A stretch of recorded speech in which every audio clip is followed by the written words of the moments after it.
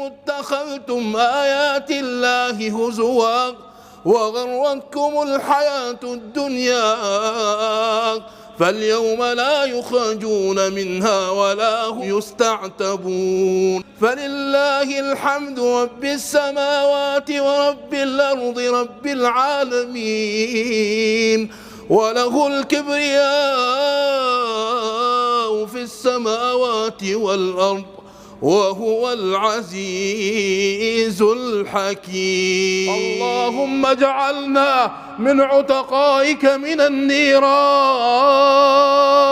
اللهم إنا نسألك الجنة وما يقربنا إليها من قول أو عمل، ونعوذ بك من النار وما يقربنا إليها من قول أو عمل.